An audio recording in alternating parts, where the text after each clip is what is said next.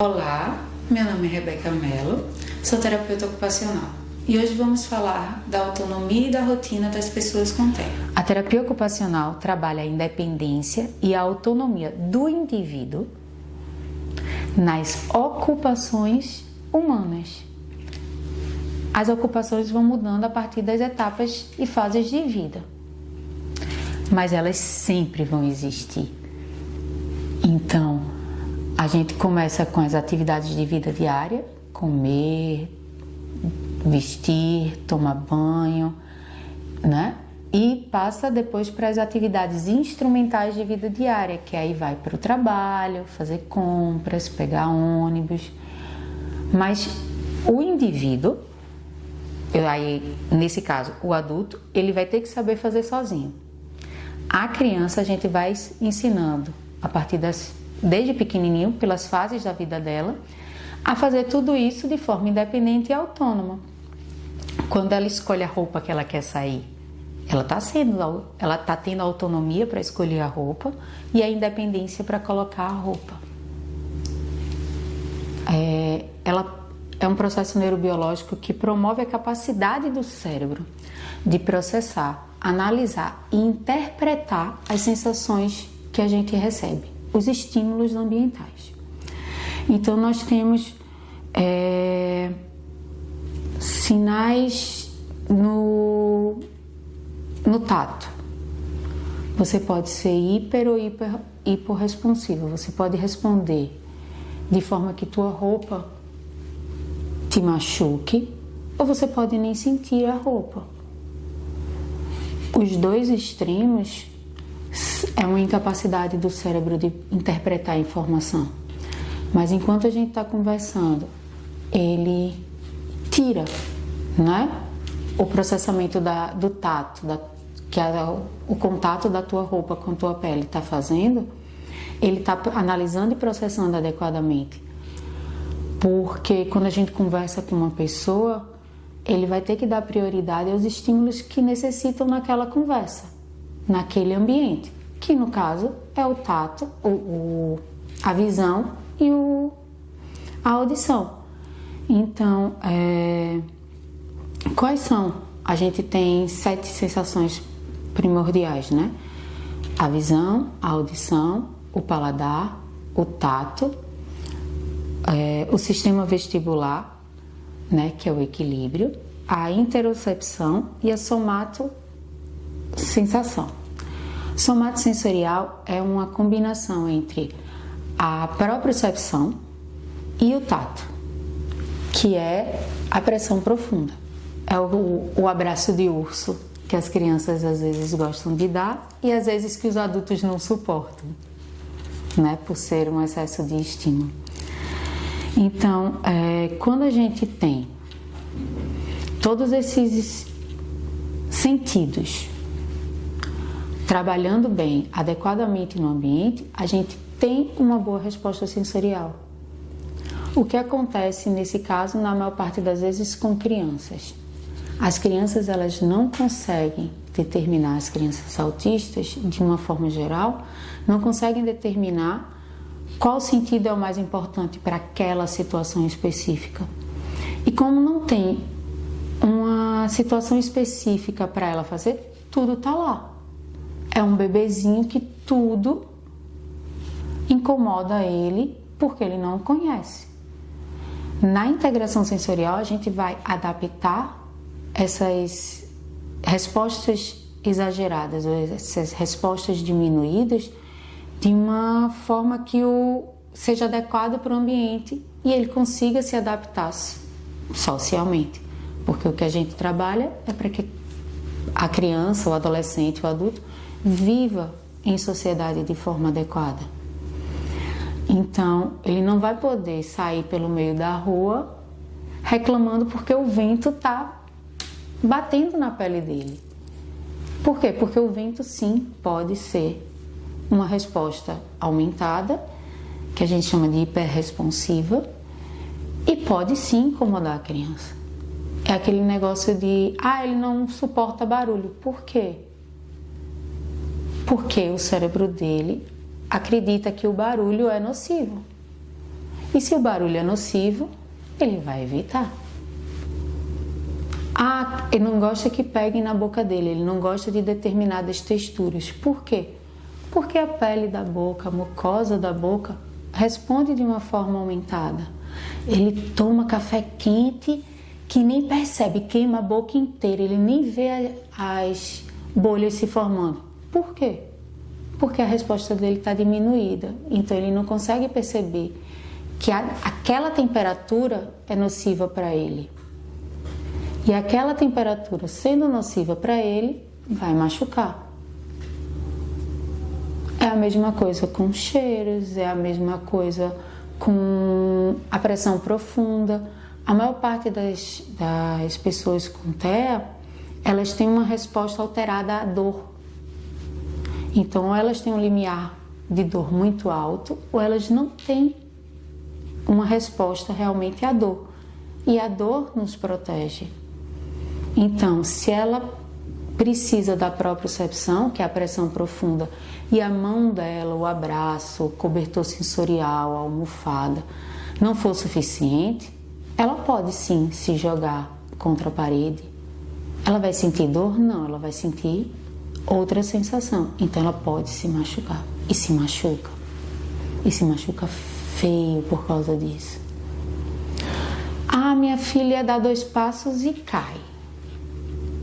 Por quê? Ela não se equilibra. O que é que o vestibular dela está dizendo? O sistema vestibular, que é responsável pelo equilíbrio, né? Ele precisa estar adequado. Você precisa poder conseguir cozinhar sem derrubar a frigideira, sem cair. Então, virando a todo momento, o sistema vestibular está adaptado para isso, né? A visão também ajuda no sistema vestibular, a visão ajuda no equilíbrio. Até mesmo ficar sentadinho na tua cadeira da escola ou na tua cadeira do trabalho.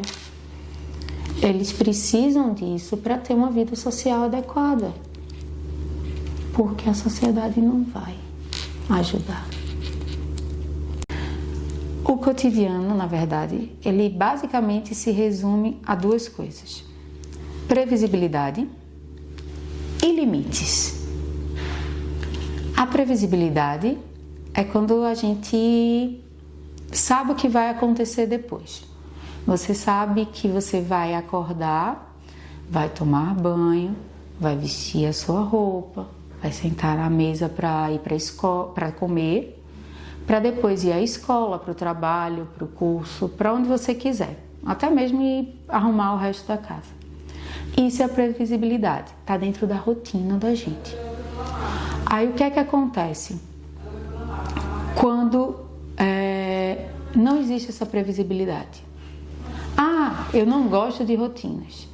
Mas todo dia você não vai trabalhar? Vou. Então você está inserido em uma rotina. Nós temos diversas rotinas, muitas.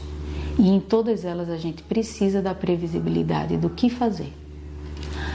Eu vou me alimentar. Você precisa ficar sentado à mesa. Não quero comer em pé. Mas para um adulto isso pode até ser legal. Para uma criança, não. Ela precisa ver o outro comendo. Porque até é até um instinto de sobrevivência.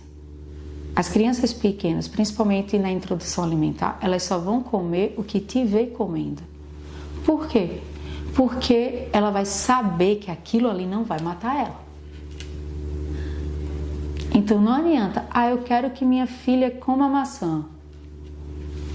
Você come maçã? Não, eu odeio. Aí fica difícil. Fica muito difícil de você convencer a criança que maçã é bom, que maçã faz bem para a saúde, se você, que é a mãe dela, ou o pai, não come. Aí adianta? Não adianta. Ela não vai... aí não é nem uma questão de texturas. Passa pelo instinto de sobrevivência mesmo. Eles não vão fazer o que acham que pode matar ele. Eu como. Quantas vezes a criança pega comida da boca do pai? Ah, porque ela não quer comer a dela ou porque ela não quer esperar? Não. Porque se está na boca do pai, não vai matar ela. Então ela come. Meu filho ou eu só gosto de comer vendo TV. Não funciona. Por quê? Porque o teu cérebro está focado na televisão e não na comida. Você pode comer mais do que o suficiente, você pode comer menos que o suficiente, mas às vezes você nem registra que você comeu. Você está lá, ó, no automático. Isso não faz bem para o teu cérebro, porque para o teu cérebro aquele momento deixa de existir. O que está existindo é a tela do celular, da televisão, do tablet, do que a pessoa estiver usando naquele momento. Ah, eu gosto de dormir vendo TV. É péssimo. Por quê? Porque o nosso corpo começa a se preparar para dormir a partir do pôr do sol. E, de novo, é biológico. Você começa a produzir melatonina com o diminuir da luz natural. Aí você já fica numa sala com a luz ligada, com a TV ligada e você no celular. Como o teu cérebro vai produzir melatonina suficiente para induzir o sono e que você tenha um sono reparador? Porque não é só dormir a noite toda. Se você, ou a criança, dormir e se mexer a noite toda, vai acordar destruído do mesmo jeito. Parece que um caminhão passou por cima da pessoa. Se você passa uma noite numa festa, um adulto, passa uma noite numa festa, vai dormir 2 horas da manhã, acorda às 6, não é só a festa, você pode nem ter bebido, você vai acordar se sentindo péssimo, você vai estar impaciente, você vai estar irritadíssimo. Por quê? Porque teu cérebro não repousou o suficiente. Ah, não vou para a festa. Não, você vai para a festa. O que eu estou só explicando é o que vai acontecer depois. E isso também é previsibilidade. Ah, eu vou para uma festa, eu sei que vou voltar tarde, vou dormir pouco e no dia seguinte eu vou acordar irritado para ir trabalhar. Mas ainda assim, eu quero ir para a festa. Tudo bem. Você já sabe todo o resto que vai acontecer. Acontecendo ou não, tá lá. Porque também tem gente que dorme 2, 3 horas e está satisfeita. Por que um ambiente organizado é importante? Porque além de você saber onde está tudo, e aí teu cérebro e você não se estressa procurando, você organiza, um ambiente organizado faz que com tua mente fique organizada. Tem a previsibilidade, vai ter de novo a rotina, vai ter de novo a calma de estar num local em que a poluição visual, e aí a gente volta para a integração sensorial, que a poluição visual não vai te deixar irritado. Que imagina chegar numa casa e você nem vê o chão de tanto brinquedo.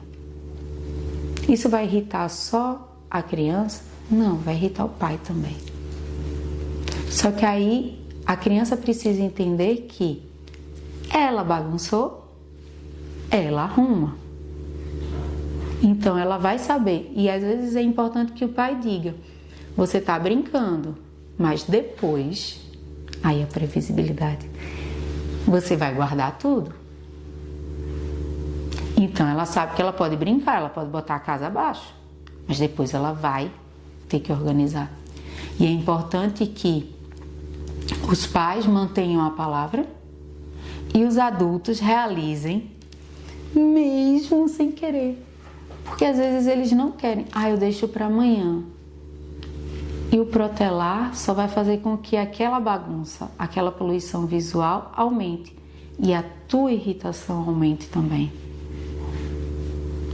Porque você vai ficar irritado por você querer uma camisa branca e tá lá uma pilha de roupas que você não organizou e você vai querer a branca. Aí você vai estar irritado porque você vai procurar na camisa branca, a camisa branca naquele monte e não vai encontrar.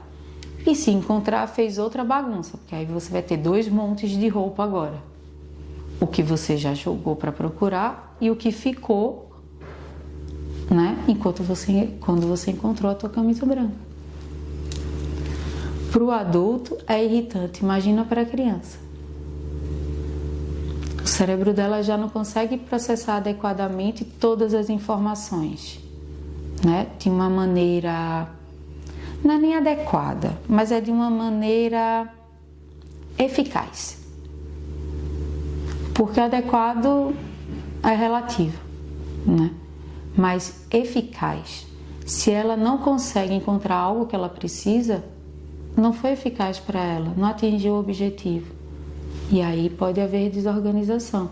Isso acontece na alimentação, no sono, na organização da casa, no tomar banho, na escola onde eles passam uma boa parte do tempo, ou no trabalho, que os adultos passam mais tempo no trabalho do que em casa. E aí imagina, tá tudo bagunçado no teu trabalho, você chega em casa, tá tudo bagunçado também. Você vai conseguir se organizar? Não vai. Isso vai te deixar irritado, porque teu cérebro vai interpretar aquilo como, digamos, uma agressão, mas algo que não está adequado e eficaz para aquele momento. Então, um ambiente organizado é eficaz para todo o resto. E a rotina é necessária, principalmente para as crianças, para elas saberem o que vai acontecer. É importante que de vez em quando você mude a rotina? Sim, para ela entender que a previsibilidade acontece, mas que percalços também podem aparecer.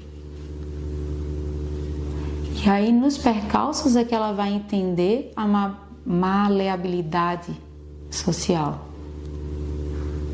Ela vai entender que mas hoje a tarefa era a aula de português, a professora adoeceu e a professora de ciências vai dar aula. Mas a aula vai existir.